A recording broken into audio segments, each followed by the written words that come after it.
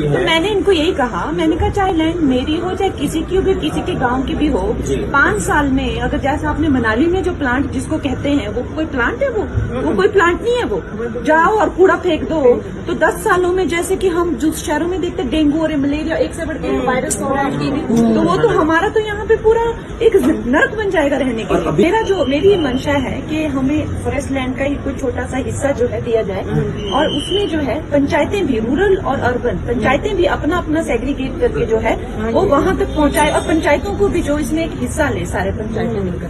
ऐसा है, पर इसमें मुझे थोड़ा काम टाइम तो लगेगा, लेकिन मैं आज आप ही के मुद्दे को लेकर मिली थी, है ना।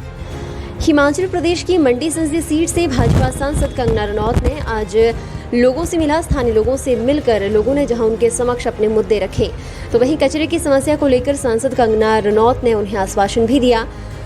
कंगना रनौत इस दौरान लोगों से बातचीत करती भी नजर आई, जिसकी वीडियो सोशल मीडिया पर वायरल हो रही है। आप भी डालिए इस वीडियो पर एक नजर। पूरे देश के सबसे साथ तो हम नहीं लगा सकते, करोड़ों की आबादी है उनकी, हम क्यों नहीं कर सकते।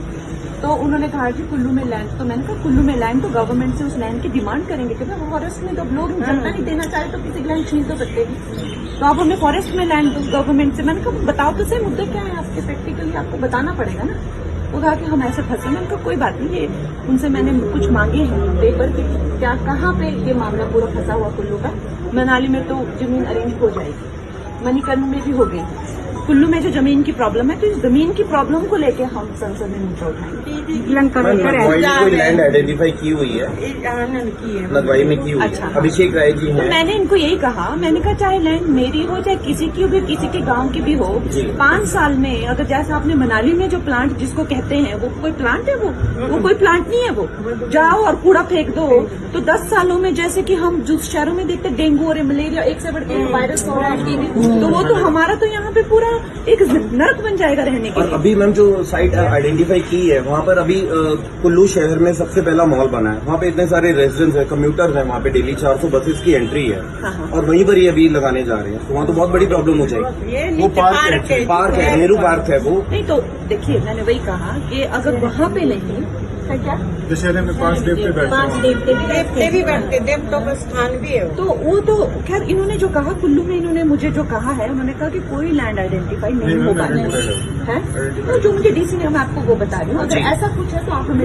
इन्होंने जो हमें कहा कि नहीं है आइडेंटिटी, तो आप उसकी चिंता मत करिए।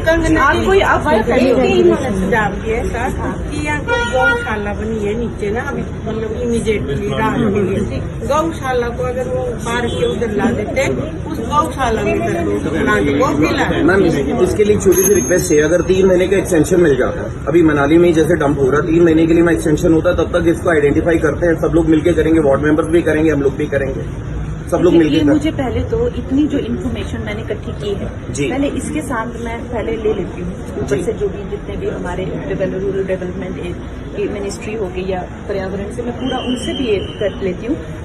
मेरी मंशा है कि हमें फॉरेस्ट लैंड का ही कोई छोटा सा हिस्सा जो है दिया जाए, और उसमें जो है पंचायतें भी, रूरल और अर्बन पंचायतें भी अपना अपना सेग्रीगेट करके जो है वो वहां तक पहुंचाए, और पंचायतों को भी जो इसमें एक हिस्सा ले, सारे पंचायतें मिलकर।